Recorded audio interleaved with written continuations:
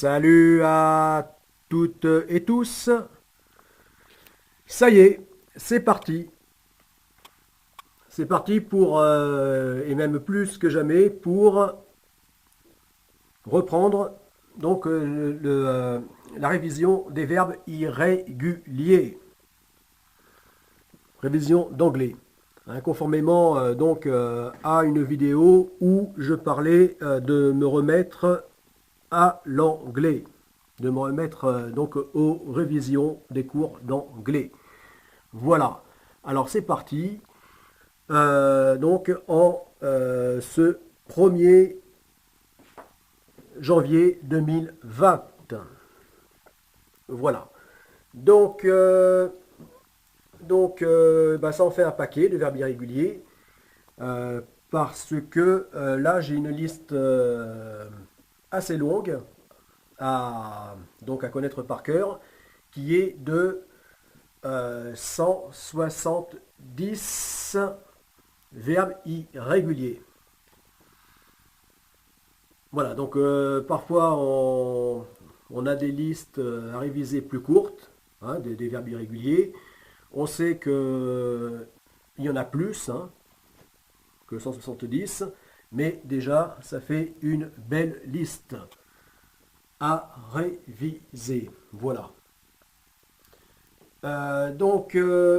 Chose que j'ai déjà entamée depuis fort longtemps. Voilà. Notamment depuis que je m'étais mis sérieusement à l'anglais, c'est-à-dire lors de mes cours de marine marchande.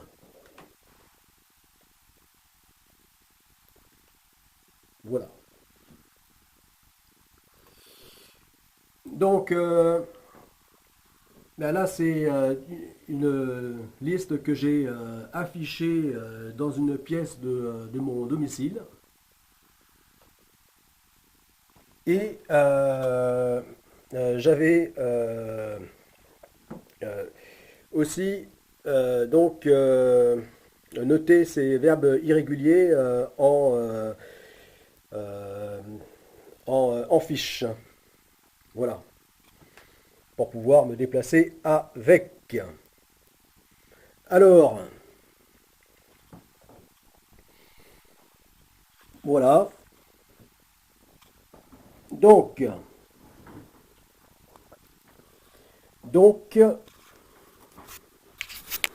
là, on va commencer non pas par les verbes irréguliers, mais par la liste proprement dite, mais par, euh,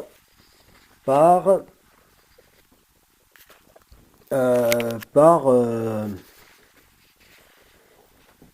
euh, donc euh, le verbe être et le verbe avoir. Voilà. Voilà, parce que la base en anglais, eh bien, c'est bien sûr les verbes irréguliers. Euh, c'est vraiment la base de la base. Si on veut pouvoir bien progresser, donc les verbes irréguliers, mais évidemment la structure, donc aussi la structure grammaticale. Voilà. Et c'est sans doute pour ça que depuis ma difficile scolarité d'enfance, eh bien j'ai très mal progressé en anglais. Enfin, je n'ai même jamais pu être au point, euh, on va dire du point de vue académique, scolaire. J'ai jamais pu être au point en anglais parce que je n'ai jamais pu acquérir les bases. Voilà. Alors que j'avais pourtant tout pour bien que français, hein, euh, eh bien j'avais tout pour pouvoir m'en sortir en anglais. Voilà, avoir un niveau correct en anglais. Voilà. Euh, Parce que des voyages en famille, pas mal de voyages dans des pays anglo-saxons. Euh, des relations anglophones. Donc tout ça, ça fait beaucoup. Des personnes qui étaient un peu plus ou moins polyglottes autour de moi dans mon enfance. Enfin bon, normalement j'avais tout pour pouvoir m'en sortir. Et en fait, eh bien, à l'image de ma scolarité, eh bien, ça a été, ça a été pire que tout. Je n'ai jamais pu vraiment acquérir un bon niveau académique en anglais et ce, malgré mes efforts. Voilà.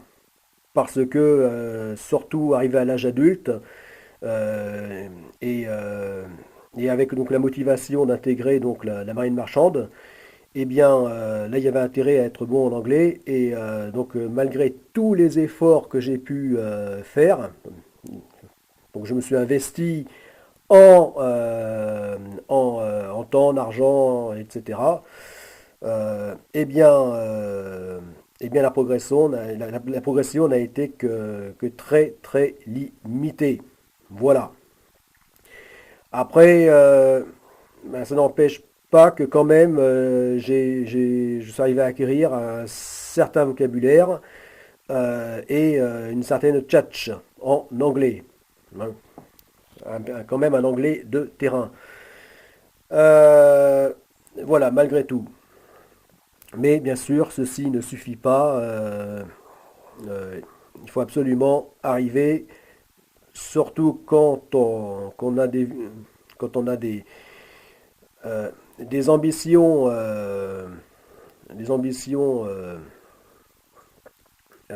internationales, internationales dans le sens de tant de voyager, de se déplacer que,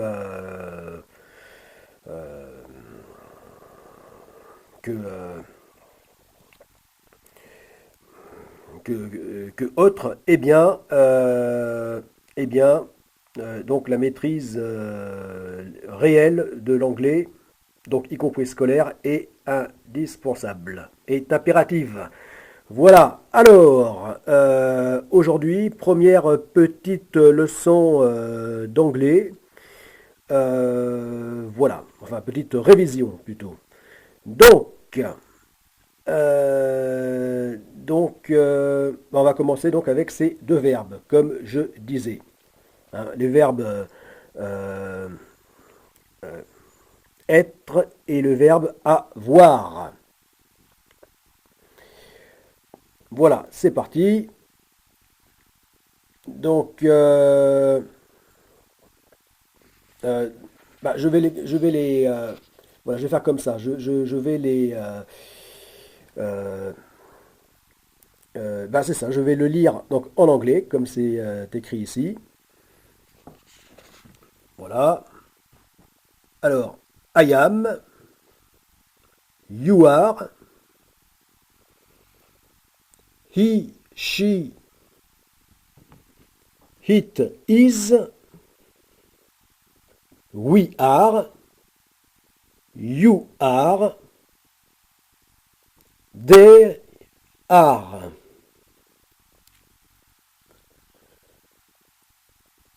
I have, you have, he, she, it, his,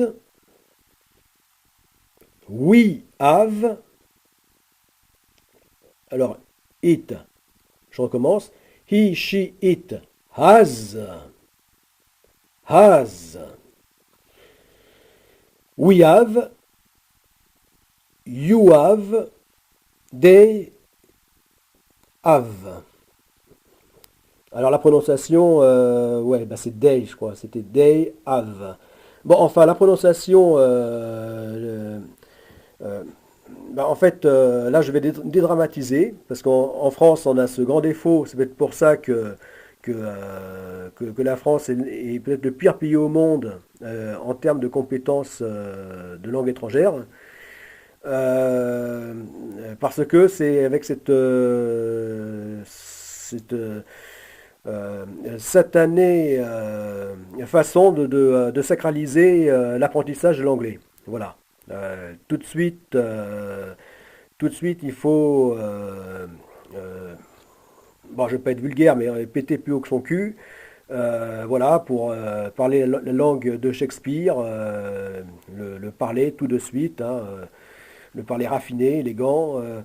Alors que l'anglais, à la base, ça n'est pas ça. C'est surtout technique. C'est vraiment la langue de terrain, d'action, concret.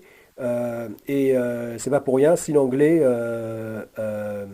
eh bien, est déjà la langue devenue l'espéranto, hein, la langue mondiale pour les échanges internationaux, hein, donc les affaires, le commerce et aussi la communication maritime et aérienne. Euh, voilà, donc ça n'est pas pour rien. Et donc j'ai remarqué que, euh, eh bien justement, que euh, que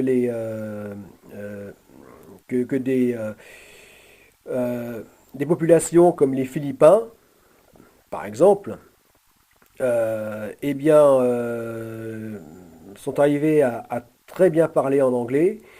Euh, Justement, enfin, bon, pour ce que je connais hein, dans le maritime, hein, c'est-à-dire que ce soit euh, les Indiens, les Philippins, enfin des gens de tous les continents, eh bien, parlent enfin, ont un anglais très compréhensible justement parce qu'ils n'ont pas d'accent et que eux, leur enseignement dans leur pays ne les ont pas, ne les ont pas cassé les, euh,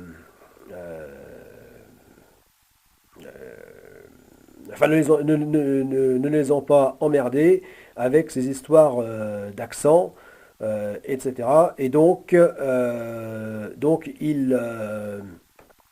euh, ils n'ont pas eu d'embûche en fait, hein. Ils n'ont pas eu de complexe à parler, à apprendre la langue en question. Voilà, donc ça s'est fait naturellement. Voilà, donc ils ont acquis donc d'abord ce que l'on doit acquérir, c'est-à-dire l'oralité et l'écrit de la langue.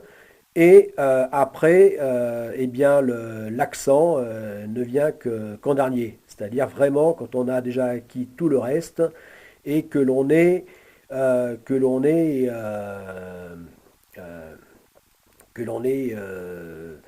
déjà bon en anglais.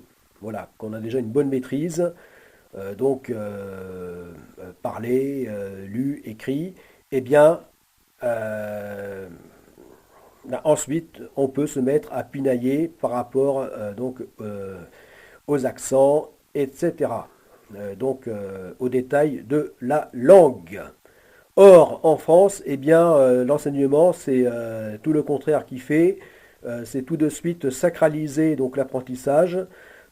Donc en commençant par insister sur l'accent, à pinailler sur des détails qui ont vite fait de complexer et surtout de décourager, de dégoûter les jeunes élèves. Voilà, évidemment, c'est ce qui m'est arrivé et c'est pour ça que d'ailleurs j'ai des comptes à régler euh, donc avec le système d'apprentissage français. Voilà, enfin bon. Euh, Parenthèse étant fermée, je reviens à donc cette première petite fiche de révision d'anglais. Voilà, donc là je l'ai lu. Eh bien, donc là je la retourne parce que ça va être le système de mes fiches. Parce que comme ça, je remarquais que ça me permettait très bien de pouvoir mémoriser à force de les répéter et re-répéter. Euh, donc répétition après répétition. Voilà, donc, c'est ça, verbe être au présent. Voilà, donc, eh bien, c'est je suis, tu es, il, elle, on est, nous sommes, vous êtes, ils, elles sont. Et verbe avoir, donc au présent. J'ai, tu as, il, elle, on a, nous avons, vous avez, ils, elles ont. Voilà. Donc, voilà, donc je fais ces vidéos eh bien, pour pouvoir justement les revisionner, les réécouter à volonté jusqu'à ce que ça soit acquis dans ma mémoire. Voilà. Donc, donc là, on peut mettre sur pause. Et donc, eh bien, tâcher euh, de traduire ça en anglais. Voilà. Et après, eh bien, je retourne la carte pour vérifier que ça soit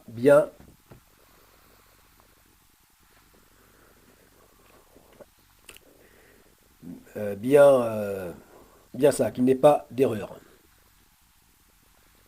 Voilà. Et vice-versa. Donc là, je lis, donc sans m'embarrasser de l'accent. Alors, donc, I am, you are, he, she, it is, we are, you are, there are, I have, you have, he, she, it has, we have, you have, they have. Voilà.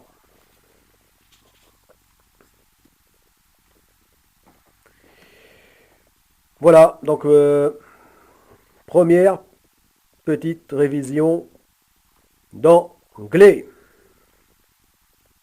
Allez, et je vais même attaquer dès ce 1er janvier 2020, je vais attaquer donc la révision des 10 premiers verbes irréguliers donc de la longue liste des 170 verbes.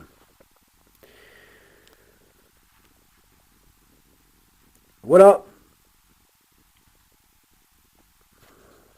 à plus, c'était Ulrich.